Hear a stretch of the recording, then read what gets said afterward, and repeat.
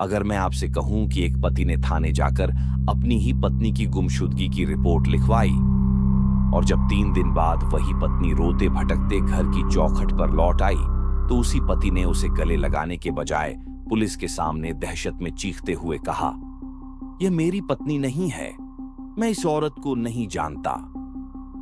तो क्या आप यकीन करेंगे? पुलिस और पूरा मोहल्ला सन्न रह गया, क्योंकि सामने खड़ी वो औरत पति के शरीर के गुप्त निशानों से लेकर घर की तिजोरी और पुरानी बातों तक का हर एक राज जानती थी। यहां तक कि उसका अपना बूढ़ा बाप भी थाने आकर रोते हुए गवाही दे देता है कि हाँ साहब, ये मेरी ही बेटी है। तो फिर एक पति अपनी ही पत्नी को पहचानने से इनकार क्यों कर रहा था? क्या उस आदमी का दिमागी संतुलन बिगड़ चुका था, या फिर उस घर की खामोश दीवारों के पीछे कोई ऐसा भयानक सच दफन था जो एक जिंदा इंसान के लौट आने से भी ज्यादा खौफनाक था? दोस्तों, आज मैं एक ऐसी सच्ची और रोंगटे खड़े कर देने वाली केस लेकर आया हूं जिसका हर एक सिरा आपको उलझाएगा और इसके अंत में छिपा डबल ट्विस्ट आपके दिमाग को पूरी तरह से हिलाकर रख देगा। लेकिन कहानी के उस खौफनाक सफर पर चलने से पहले मैं आपसे एक सवाल पूछना चाहता हूं। जरा सोचिए, अगर आपके घर का कोई सदस्य अचानक गायब हो जाए और कुछ दिन बाद लौट कर आए, लेकिन आपका अंदरूनी एहसास कहे कि ये वो इंसान नहीं है, तो आप क्या करेंगे? आप उसे अपनाएंगे या पुलिस को बुलाएंगे? मुझे अभी कमेंट्स में अपना जवाब लिखकर बताइए। मैं देखना चाहता हूं कि आप लोग इस सिचुएशन को कैसे हैंडल करते। और हाँ, अगर आप भी ऐसी ही खौफनाक सच्ची आपराधिक कहानियों और साइकोलॉजिकल थ्रिलर्स में दिलचस्पी रखते हैं तो बिना सोचे अभी चैनल को सब्सक्राइब कर लीजिए और बेल आइकॉन जरूर दबा दीजिए ताकि ऐसी कोई भी मिस्ट्री आपसे मिस ना हो। तो चलिए, दिल थाम कर बैठिए, क्योंकि आज का यह सफर आपकी रातों की नींद उड़ाने वाला है। कल्पना कीजिए साल 1982 की उत्तर प्रदेश के फतेहपुर जिले का एक बेहद शांत और छोटा सा कस्बा जिसे दुनिया खागा के नाम से जानती है।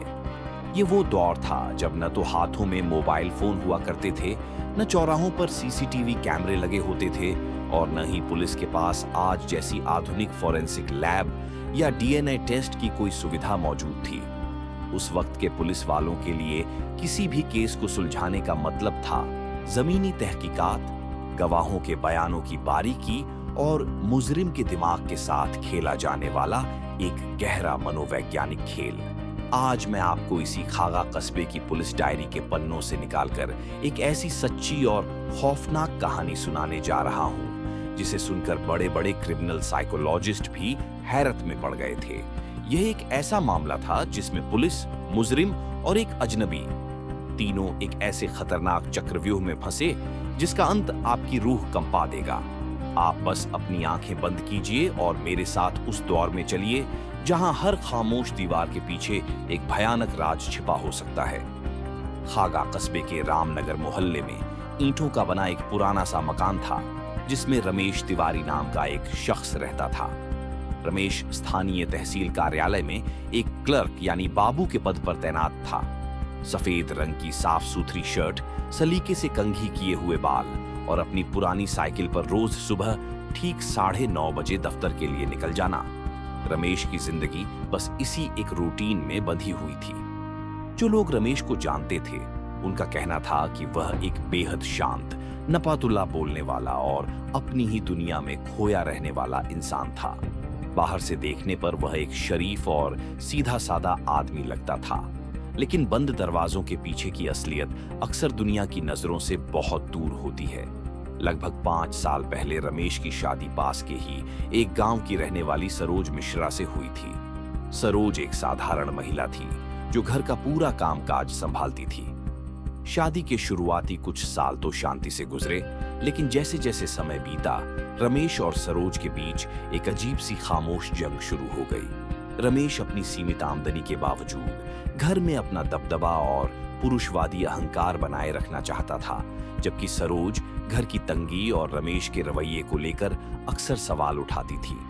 पड़ोसियों ने बाद में पुलिस को बताया कि पिछले लगभग 1 साल से रमेश के घर से अक्सर रात के सन्नाटे में बहस की तेज आवाजें आती थीं।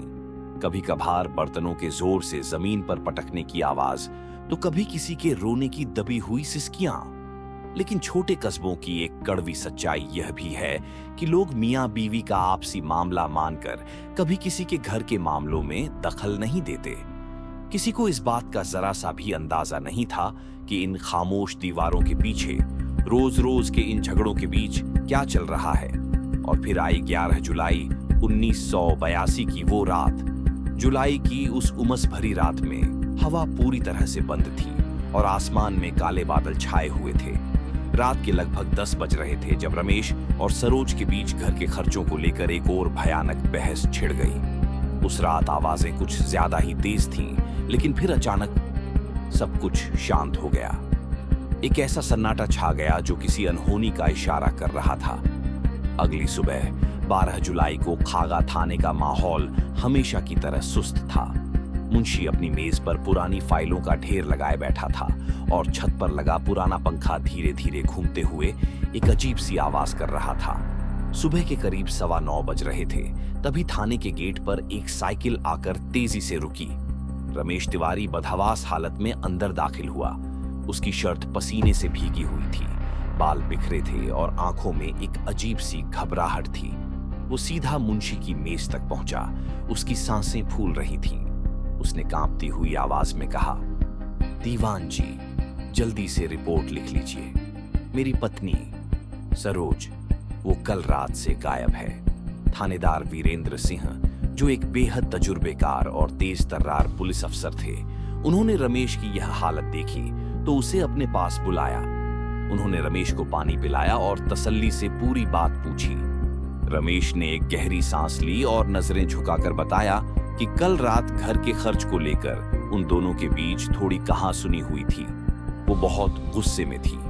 रमेश ने कहा, साहब, मुझे लगा थोड़ी देर में वो शांत हो जाएगी, लेकिन जब मैं रात को सोने गया तो वो बिस्तर पर नहीं थी। मैंने सोचा शायद गुस्से में पड़ोस में किसी के यहाँ चली गई होगी, लेकिन सुबह हो गई साहब, वो नहीं लौटी। मैंने पूरे मोहल्ले में पता किया, हर रिश्तेदार के यहाँ फोन किया, मायके में भी संदेश भिजवाया, लेकिन उसका कहीं अता पता नहीं है। पुलिस के लिए यह कोई नया या चौंकाने वाला मामला नहीं था। अक्सर घरेलू कलह में औरतें बिना बताए मायके या किसी सहेली के घर चली जाती थीं। वीरेंद्र सिंह ने एक सामान्य गुमशुदगी यानी मिसिंग पर्सन की रपट दर्ज कर ली। वायरलेस पर आसपास के सभी थानों में सरोज का हुलिया नोट करवा दिया गया। उम्र 26 साल, रंग सांवला, कद 5 फुट 3 इंच और आखिरी बार लाल सूती साड़ी में देखी गई। रमेश को दिलासा देकर घर भेज दिया गया। अगले 2 दिन रमेश तिवारी के लिए किसी लंबी परीक्षा जैसे थे। वो हर सुबह थाने आता, हाथ जोड़कर पुलिस वालों से पूछता कि क्या उसकी पत्नी का कोई सुराग मिला। वो पड़ोसियों के सामने उदास मुंह बनाकर बैठता। उसकी आंखों में नींद की कमी साफ दिख रही थी। पड़ोसियों ने देखा कि रमेश अब घर के बाहर कम निकलता है। वह अक्सर अपने घर के आंगन में बैठा शून्य में ताकता रहता। पुलिस ने अपनी औपचारिकता पूरी की। आसपास के गांवों में पूछताछ की गई, रेलवे स्टेशन और बस स्टैंड पर तलाश की गई, लेकिन सरोज का कोई सुराग नहीं मिला। ऐसा लग रहा था जैसे जमीन उसे निगल गई हो या आसमान खा गया हो। हर किसी को रमेश से हमदर्दी हो रही थी कि बेचारा पति अपनी पत्नी के लिए कितना परेशान है। लेकिन फिर आया तीसरा दिन, 14 जुलाई की वो शाम, जिसने इस पूरी कहानी को एक ऐसे मोड़ पर लाकर खड़ा कर दिया जिसकी किसी ने कल्पना भी नहीं की थी। सूरज ढलने को था और खागा की तंग गलियों में शाम की चहल पहल शुरू हो गई थी। रमेश अपने घर के दरवाजे पर बैठा बीड़ी पी रहा था। तभी गली के मोड़ पर एक परछाई दिखाई दी। एक महिला सादे सूती कपड़ों में, सिर पर पल्लू रखे, धीरे धीरे रमेश के घर की ओर बढ़ रही थी। उसकी चाल में इतनी थकान थी जैसे वह मीलों का सफर पैदल तय करके आई हो। उसका चेहरा पल्लू से आधा ढका हुआ था और जो हिस्सा दिख रहा था वह थकान, आंसुओं और मिट्टी से सना हुआ था। जैसे ही वह महिला गली की पीली रोशनी में आई, पड़ोस की एक चाची जो अपनी छत पर खड़ी थीं, जोर से चिल्लाईं, अरे देखो तो, ये तो सरोज है, सरोज लौट आई। ये आवाज सुनते ही रमेश के हाथ से बीड़ी छूटकर जमीन पर गिर गई। वह झटके से खड़ा हुआ। उसकी नजरें उस महिला पर टिक गईं जो अब उसके घर की चौखट के बेहद करीब पहुंच चुकी थी। गली के लोग इकट्ठा होने लगे। सबको उम्मीद थी कि रमेश अपनी पत्नी को देखकर खुश होगा, दौड़कर उसके पास जाएगा और उसे गले लगा लेगा। आखिर 3 दिन से वह उसकी तलाश में पागल हो रहा था, लेकिन जो हुआ उसने वहां खड़े हर इंसान को सन्न कर दिया। रमेश अपनी जगह से 1 इंच भी नहीं हिला। उसके चेहरे का रंग पीला पड़ गया था। जैसे ही वह महिला दरवाजे पर पहुंची और उसने अपना पल्लू हल्का सा पीछे किया, रमेश ने 1 कदम पीछे खींचा। उसकी आंखों में खुशी या राहत का कोई नामो निशान नहीं था, बल्कि उसकी जगह एक अनाम खौफ ने ले ली थी। महिला ने धीमी, थकी हुई और भारी आवाज में कहा, रमेश, मैं आ गई। रमेश ने उसे ऐसे घूरा जैसे वह कोई इंसान नहीं, बल्कि कोई डरावना सपना हो। अचानक वह पूरी ताकत से चीखा, तुम कौन हो? भीड़ में सन्नाटा छा गया। महिला भी हक्की बक्की रह गई। उसने रोते हुए कहा, रमेश, ये क्या कह रहे हो? मैं सरोज हूं, तुम्हारी पत्नी। रमेश ने जोर से अपना सिर हिलाया। उसका पूरा शरीर किसी सूखे पत्ते की तरह कांपने लगा। उसने उंगली उठाकर उस महिला की ओर इशारा किया और भीड़ की तरफ मुड़कर चिल्लाया, नहीं, ये झूठ बोल रही है। ये मेरी पत्नी नहीं है। मैं इस औरत को नहीं जानता। इसे मेरे घर से निकालो। लोग हैरान थे। महिला का चेहरा धूल और थकान से मुरझाया हुआ जरूर था। उसकी आवाज में एक भारीपन था जो शायद रोने या सदमे की वजह से था। लेकिन क्या कोई पति सिर्फ इस वजह से अपनी पत्नी को पहचानने से इनकार कर सकता है? पड़ोसियों को लगा कि रमेश शायद बहुत ज्यादा गुस्से में है या अपनी मर्दानगी दिखाने के लिए पत्नी को घर में घुसने नहीं दे रहा है। एक पड़ोसी ने आगे बढ़कर समझाया, रमेश भैया, पागल हो गए हो क्या? सरोज ही तो है। 3 दिन से भूखी प्यासी भटक रही होगी, शक्ल तो बिगड़ेगी ही। अंदर आने दो बेचारी को। लेकिन रमेश दीवार से सटकर खड़ा हो गया और चीखता रहा, यह मेरी पत्नी नहीं है। मैं कह रहा हूं, ये कोई बहरूपियां है जो मेरी संपत्ति हड़पने आई है। मामला तुरंत पुलिस तक पहुंचा। कुछ ही देर में हवलदार और 2 सिपाही वहां पहुंच गए। थानेदार वीरेंद्र सिंह अपनी जीप लेकर रमेश के घर आ गए। थाने के बाहर पूरा मोहल्ला जमा था। ये खबर जंगल की आग की तरह फैल गई थी कि रमेश की पत्नी लौट आई है, लेकिन रमेश उसे पहचानने से मना कर रहा है। वीरेंद्र सिंह ने रमेश और उस महिला को आमने सामने बिठाया। उन्होंने महिला से पूछा कि तुम्हारा नाम क्या है? महिला ने रोते हुए कहा, सरोज तिवारी। मेरे पति का नाम रमेश तिवारी है। साहब, मैं 3 दिन पहले घर से निकल गई थी। एक रिश्तेदार के यहाँ जाने के लिए निकली थी, पर रास्ता भटक गई। आज लौटी हूं तो यह मुझे पहचानने से मना कर रहे हैं। वीरेंद्र सिंह ने रमेश की ओर देखा और कहा, तिवारी जी, क्या नाटक है यह? औरत 3 दिन से भटक रही है, चेहरा सूज गया है, रंग ढल गया है, तो क्या आप अपनी ही बीवी को घर से निकाल देंगे?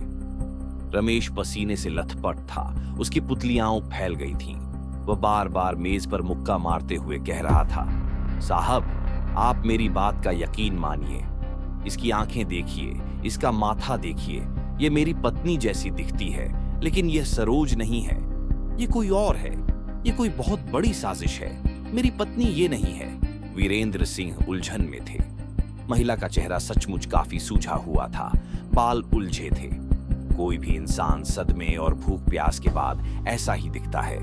पुलिस को लगा कि रमेश जानबूझकर बहाने बना रहा है ताकि उसे पत्नी को वापस न रखना पड़े। उन्होंने तय किया कि अब सबूतों के आधार पर जांच होगी। थाने के एक बंद कमरे में इन्वेस्टिगेशन शुरू हुई। महिला ने अपने आंसू पोंछते हुए कहा, साहब, अगर यह मुझे नहीं पहचानते तो मैं साबित कर सकती हूं कि मैं ही इस घर की मालकिन हूं। ये मुझे कितना भी झूठा ठहरा लें, घर का कोना कोना मेरे हाथों का सजा हुआ है। पुलिस उसे लेकर रमेश के घर गई। महिला ने घर के अंदर कदम रखते ही ऐसी बातें बतानी शुरू की जो सिर्फ उस घर में रहने वाला ही जान सकता था। उसने कहा, रसोई में दाल के पीतल वाले डिब्बे का ढक्कन टूटा हुआ है जिसे मैंने पिछले हफ्ते मोम से चिपकाया था, और उसके ठीक पीछे 500 रुपये छिपा कर रखे हैं जो मैंने रमेश से बचाए थे। पुलिस ने जाकर चेक किया। डिब्बे का ढक्कन मोम से चिपका था और ठीक उसके पीछे 500 रुपये नकद रखे थे। फिर महिला ने बताया, अलमारी के सबसे नीचे वाले दराज के पीछे एक गुप्त खाना है जहां जमीन के कागज और रमेश की पुरानी मार्कशीट रखी है। पुलिस ने दराज हटाया, वहां गुप्त खाना और सारे कागजात मौजूद थे। रमेश ये सब अपनी आंखों से देख रहा था। उसके चेहरे पर हवाइयां उड़ रही थीं। उसका दिमाग सुन्न हो चुका था। वह बड़बड़ाया, यह सब इसने किसी नौकर से पता किया होगा या मेरी सरोज का पीछा किया होगा। यह साबित नहीं करता कि यह मेरी पत्नी है। जब घर के राज से बात नहीं बनी तो महिला ने एक और बड़ा दावा किया। उसने भरी पुलिस के सामने रमेश की ओर उंगली उठाते हुए कहा, साहब, मेरे पति के दाएं पैर के टखने पर बचपन की एक चोट का गहरा निशान है जो हमेशा मोजे के अंदर छिपा रहता है, और उनकी पीठ के बाईं तरफ एक काला तिल है। पुलिस ने उसी वक्त रमेश के मोजे उतरवाए। टखने पर वह पुराना और गहरा निशान साफ मौजूद था। उसकी शर्ट उतरवाकर पीठ चेक की गई। तिल भी अपनी जगह पर था। भीड़ में फुसफुसाहट शुरू हो गई। लोग कहने लगे कि यह तो पक्का सरोज ही है। रमेश पागल हो गया है जो अपनी बीवी को नहीं पहचान रहा। लेकिन रमेश की आंखों में एक अजीब सा पागलपन उतर आया था। वह दीवार से सटकर खड़ा हो गया, अपने बाल नोचने लगा और चिल्लाने लगा, नहीं नहीं, यह सब जादू टोना है। कोई तो इसे यह सब बता रहा है। आप लोग समझ क्यों नहीं रहे? यह मेरी पत्नी नहीं है। अगले दिन मामला और भी ज्यादा पेचीदा हो गया। पुलिस ने सरोज के मायके खबर भिजवाई थी। सरोज के पिता हरिदास मिश्रा खागा थाने पहुंचे। एक पिता अपनी बेटी को हजारों की भीड़ में भी पहचान सकता है, फिर चाहे उसका चेहरा धूल या थकान से कितना भी क्यों न ढक गया हो। हरिदास जैसे ही थाने में दाखिल हुए, वह महिला दौड़कर उनसे लिपट गई और फूट फूट कर रोने लगी। पिताजी, देखिए ना, यह मुझे पहचानने से मना कर रहे हैं, मुझे मेरे ही घर से निकाल रहे हैं। हरिदास ने रोती हुई महिला के सिर पर हाथ रखा और गुस्से से रमेश की तरफ देखा। थानेदार ने पूछा, बुजुर्गवार, आप ठीक से देखकर बताइए, क्या यह आपकी बेटी है? हरिदास की आंखें उम्र के कारण थोड़ी कमजोर जरूर थीं, लेकिन उन्होंने दृढ़ता से कहा, हाँ साहब, ये मेरी ही बेटी सरोज है। 3 दिन की परेशानी ने मेरी बच्ची का चेहरा सुझा दिया है, लेकिन बाप अपने खून को कैसे भूलेगा? अब सबकी निगाहें रमेश पर थीं। रमेश ने अपने ससुर को देखा और ठंडे स्वर में कहा, मैं इस बूढ़े आदमी को नहीं जानता। यह मेरे ससुर नहीं है। ये सब मिले हुए हैं। ये पूरी की पूरी साजिश है। थानेदार का माथा ठनक गया। ये आदमी अपनी पत्नी को छोड़ो, अपने ससुर को भी नहीं पहचान रहा। हरिदास मिश्रा आगे बढ़े। उन्होंने शांत लेकिन सख्त स्वर में कहा, ठीक है दामाद जी, अगर मैं आपका ससुर नहीं हूं तो जरा पुलिस को यह बताइए कि आपकी कलाई पर बंधी यह HMT की घड़ी कहां से आई? रमेश ने घबराकर अपनी कलाई छिपाने की कोशिश की। हरिदास ने पुलिस से कहा, साहब, यह घड़ी मैंने इसे शादी में दहेज में दी थी। इसके पीछे अंग्रेजी में RT यानी रमेश तिवारी खुदा हुआ है, और इसके पट्टे के नीचे एक छोटा सा खरोंच का निशान है जो विदाई के वक्त लगा था। पुलिस ने तुरंत रमेश के हाथ से घड़ी उतरवाई। पीछे नाम खुदा था और पट्टे पर खरोंच भी थी। हरिदास यही नहीं रुके। उन्होंने बताया कि पिछले साल जब रमेश बीमार पड़े थे तो इलाज के लिए उन्होंने अपने खेत का एक हिस्सा गिरवी रखकर 2000 रुपये मनी ऑर्डर से भेजे थे, जिसकी रसीद आज भी उनके पास है। सबूत दर सबूत सामने आ रहे थे। रमेश के दफ्तर के दोस्त सुरेश यादव को बुलाया गया। सुरेश ने भी महिला को देखा, उसके सूजे हुए चेहरे को पहचाना और कहा, अरे भाभी, आप कहां चली गई थीं? रमेश भाई तो परेशान थे। उसने भी पुष्टि कर दी कि यह सरोज ही है। अब रमेश बिल्कुल अकेला पड़ चुका था। उसके दोस्त, उसके रिश्तेदार, उसके पड़ोसी सब कह रहे थे कि यह औरत सरोज है। पुलिस को भी 100% यकीन हो चुका था कि रमेश या तो अपनी पत्नी को जानबूझकर प्रताड़ित कर रहा है या उसका मानसिक संतुलन पूरी तरह से बिगड़ चुका है। लेकिन रमेश, वह थाने के एक कोने में बैठा, घुटनों में सिर दिए, लगातार बस एक ही रट लगाए हुए था, तुम लोग नहीं समझ रहे, ये वो नहीं है, मेरी पत्नी कहीं और है, ये मेरी पत्नी नहीं है। 4 दिन बीत चुके थे। पुलिस की जांच लगभग पूरी हो चुकी थी।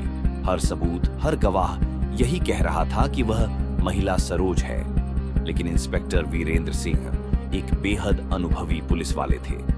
उन्होंने अपने करियर में कई खूंखार अपराधी देखे थे जो पुलिस की आंखों में धूल झोंकने के लिए झूठ बोलते थे, लेकिन रमेश की आंखों में उन्हें झूठ से कहीं ज्यादा एक गहरा खौफ नजर आ रहा था, एक ऐसा डर जो रूह को कंपा दे। रमेश उस औरत की तरफ देखने की हिम्मत भी नहीं जुटा पा रहा था। जब भी वह औरत उसके करीब आती, रमेश की सांसें अटकने लगती थीं, जैसे वह किसी जिंदा इंसान को नहीं बल्कि किसी भयानक प्रेत को देख रहा हो।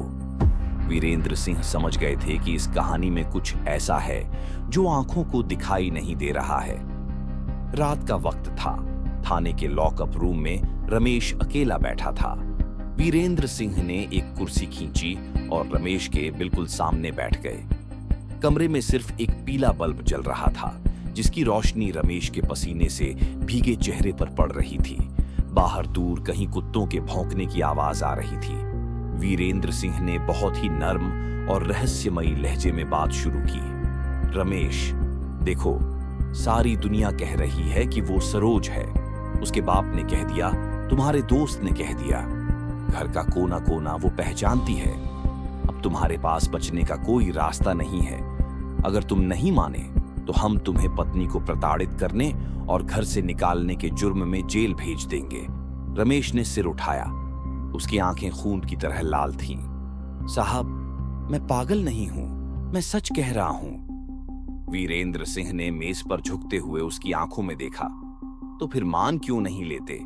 आखिर तुम्हें डर किस बात का है? एक पति तो खुश होता है जब उसकी खोई हुई पत्नी वापस मिलती है। तुम उसे देखकर ऐसे क्यों डरते हो जैसे कोई भूत देख लिया हो? रमेश चुप रहा।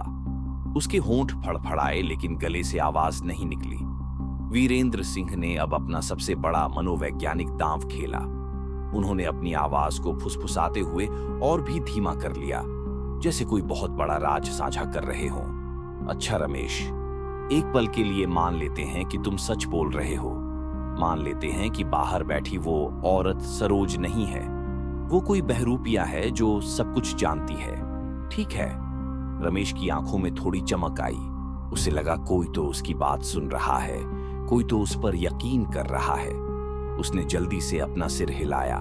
हाँ साहब, वो बहरूपिया है, वो सरोज नहीं है। वीरेंद्र सिंह ने एक लंबी खामोशी बनाए रखी। कमरे में घड़ी की टिक टिक गूंज रही थी। फिर उन्होंने अचानक एक ऐसा सवाल दागा जिसने रमेश के दिमाग की नसें फाड़ दी। उन्होंने पूछा, तो फिर रमेश, अगर वो सरोज नहीं है तो तुम मुझे यह बताओ कि तुम्हारी असली सरोज इस वक्त कहां है? यह सवाल किसी भारी हथौड़े की तरह रमेश के सीने पर लगा। कमरे में मौत जैसा सन्नाटा छा गया।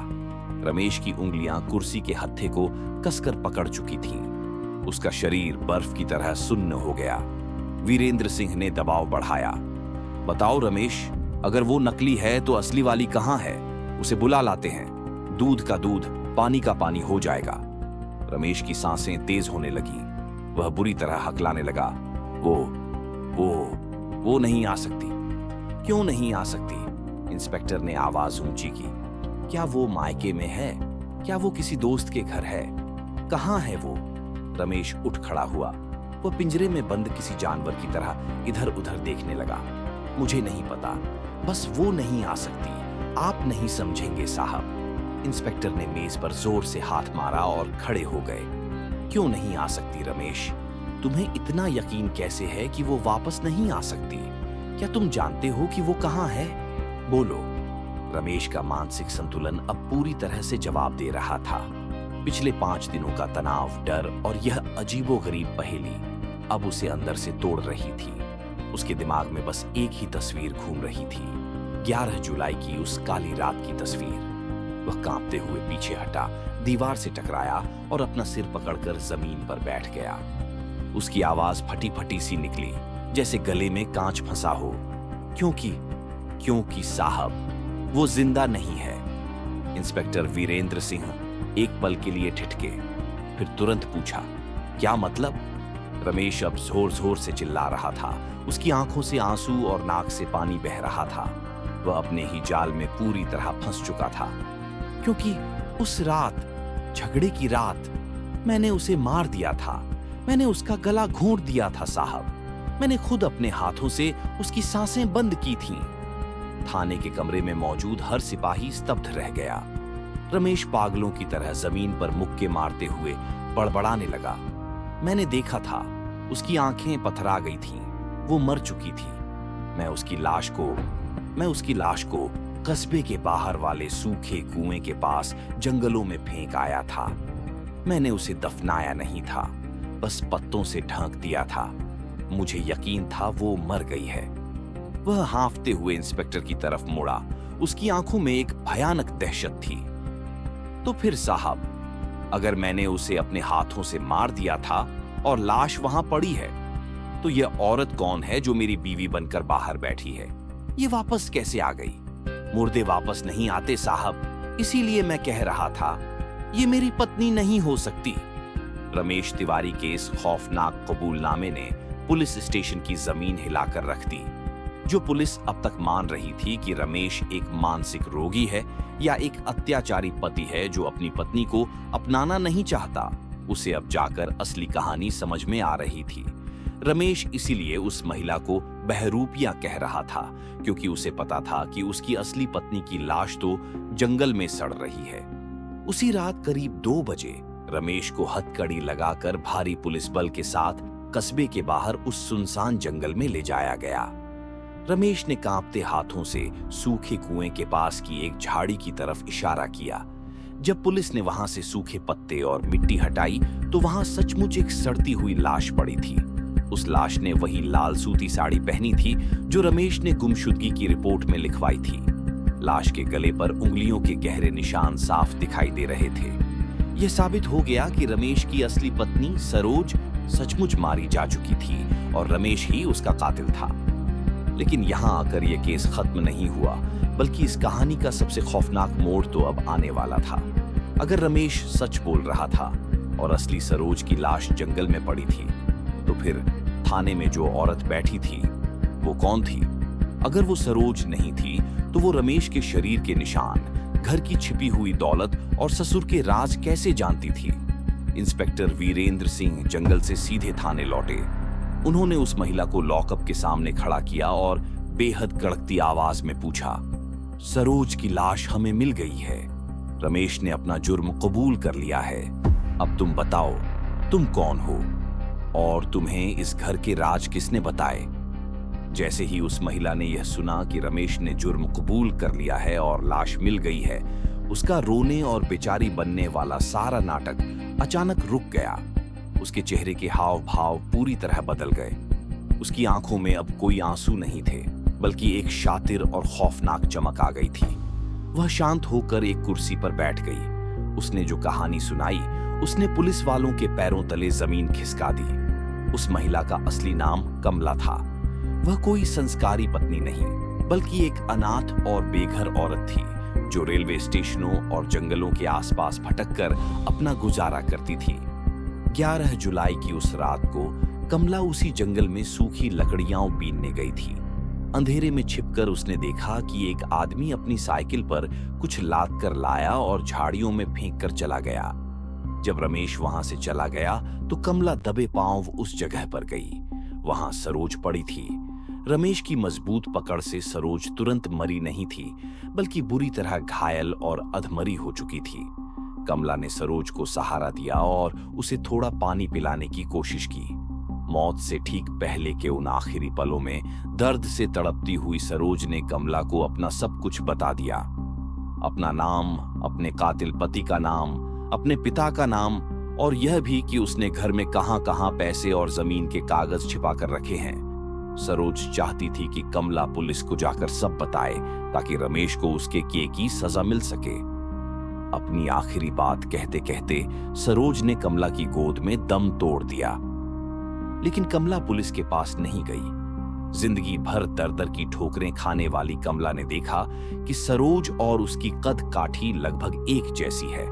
उसके दिमाग में एक शातिर और बेहद खतरनाक योजना ने जन्म लिया। उसने सरोज के बेजान शरीर से कुछ जेवर और पहचान की चीजें उतार ली। उसने सरोज की बताई हुई हर एक बात, रमेश के टखने का निशान, ससुर की दी हुई एचआई की घड़ी, रसोई का डिब्बा, अलमारी का गुप्त खाना, सब कुछ अपने दिमाग में अच्छी तरह से बैठा लिया। कमला जानती थी कि रमेश पुलिस के पास गुमशुदगी की झूठी रिपोर्ट लिखवाएगा, क्योंकि वह हत्यारा है और खुद को बचाना चाहेगा। उसने जानबूझकर 2 दिन तक इंतजार किया, अपने चेहरे को मिट्टी और थकान से थोड़ा और बिगाड़ा ताकि लोग उसे सदमे का शिकार माने। और फिर वह पूरी तैयारी के साथ सरोज बनकर रमेश के घर पहुंच गई। कमला का मास्टर प्लान यह था कि वह पूरे मोहल्ले और पुलिस के सामने खुद को सरोज साबित कर देगी। वह रमेश के घर में घुसेगी, वहां छिपे पैसे और सारे गहने अपने कब्जे में लेगी और फिर मौका देखकर हमेशा के लिए फरार हो जाएगी। वह यह बात बहुत अच्छी तरह से जानती थी कि रमेश कभी भी पुलिस से यह नहीं कह पाएगा कि उसने खून किया है। वह इसी बात का फायदा उठाकर रमेश को जिंदगी भर ब्लैकमेल करना चाहती थी। उसका प्लान लगभग 99% कामयाब हो गया था। मोहल्ला और पुलिस तो पूरी तरह से उसके झांसे में आ ही चुके थे, लेकिन आपके दिमाग में यह सवाल जरूर आ रहा होगा कि सरोज का सगा बाप अपनी बेटी को कैसे नहीं पहचान पाया। तो दोस्तों, यहां से खुलता है इस केस का एक और रोंगटे खड़े कर देने वाला राज। थाने में जो बूढ़ा आदमी सरोज का पिता हरिदास मिश्रा बनकर फूट फूट कर रो रहा था, असल में वह सरोज का पिता था ही नहीं, वह कमला का ही एक मोहरा था। हुआ कुछ यूं था कि जब पुलिस ने सरोज के मायके फोन किया तो सरोज के असली पिता पिछले कई महीनों से किसी काम से शहर से बाहर गए हुए थे। घर पर सिर्फ उनका एक पुराना नौकर था जिसने पुलिस का फोन उठाया था। कमला ने बड़ी चालाकी से उस नौकर से संपर्क साधा और उसे एक भारी लालच दिया। उसने नौकर से कहा कि अगर वह पुलिस के सामने सरोज का नकली पिता बनने का नाटक करेगा तो रमेश के घर से मिलने वाले सारे पैसों और गहनों में से आधा हिस्सा वह उसे देगी। नौकर लालच में अंधा हो गया और वह हरिदास मिश्रा बनकर थाने पहुंच गया। अब जरा उस पल को याद कीजिए जब रमेश ने थाने में उस बूढ़े को देखकर चीखते हुए कहा था कि मैं इस बूढ़े आदमी को नहीं जानता, यह मेरा ससुर नहीं है। रमेश उस वक्त बिल्कुल सच बोल रहा था। वह सचमुच उस नौकर को नहीं जानता था, क्योंकि उसने उसे पहले कभी देखा ही नहीं था। लेकिन पुलिस और मोहल्ले वालों को लगा कि रमेश अपनी पत्नी की तरह ही अब अपने ससुर को भी पहचानने से मुकर रहा है। नौकर ने थाने में एचएमटी की घड़ी और मनी ऑर्डर की रसीद की जो कहानी सुनाई थी वह भी कमला की ही सिखाई हुई थी, क्योंकि नौकर होने के नाते उसे हरिदास के घर की उन पुरानी बातों की थोड़ी बहुत जानकारी पहले से थी।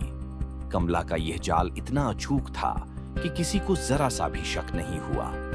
कमला का मास्टर प्लान यह था कि वह पूरे मोहल्ले और पुलिस के सामने खुद को सरोज साबित कर देगी। वह रमेश के घर में घुसेगी, वहां छिपे पैसे और सारे गहने अपने कब्जे में लेगी और फिर मौका देखकर रमेश को मरकर उसके इंश्योरेंस के पैसे एवं घर बेचकर अपने नकली पिता यानी उस नौकर के साथ हमेशा के लिए फरार हो जाएगी। वह यह बात बहुत अच्छी तरह से जानती थी कि रमेश कभी भी पुलिस से यह नहीं कह पाएगा कि उसने खून किया है। लेकिन कमला इंसान के उस मनोविज्ञान को नहीं समझ पाई कि एक खूनी अपने ही खौफ के आगे कितना कमजोर हो जाता है। रमेश अपनी मारी हुई पत्नी को जिंदा देखकर इतना ज्यादा पागल और खौफजदा हो गया कि उसने खुद को बचाने के बजाय खुद ही अपना जुर्म कबूल कर लिया और कमला का सारा बुना हुआ खेल एक झटके में पलट गया। अदालत में यह मामला चला। अदालत के फैसले के मुताबिक रमेश तिवारी को अपनी पत्नी की हत्या करने और सबूत मिटाने के जुर्म में उम्र कैद की सजा सुनाई गई। दूसरी तरफ कमला और उस लालची नौकर को धोखाधड़ी, पहचान चुराने और सबूत छिपाने के गंभीर आरोप में गिरफ्तार कर लिया गया और उन्हें भी लंबी कैद की सजा काटनी पड़ी। खागा थाने की पुलिस डायरी में दर्ज यह केस आज भी इस बात की गवाही देता है कि इंसान दुनिया से झूठ बोल सकता है, पुलिस को चकमा दे सकता है, लेकिन अपने किए हुए पाप के खौफ से वह कभी नहीं भाग सकता। कभी कभी सच मौत के मुंह से भी वापस लौट आता है, मुजरिम के सामने खड़ा होने के लिए। और एक मुजरिम का सबसे बड़ा दुश्मन अक्सर उसका अपना ही दिमाग होता है।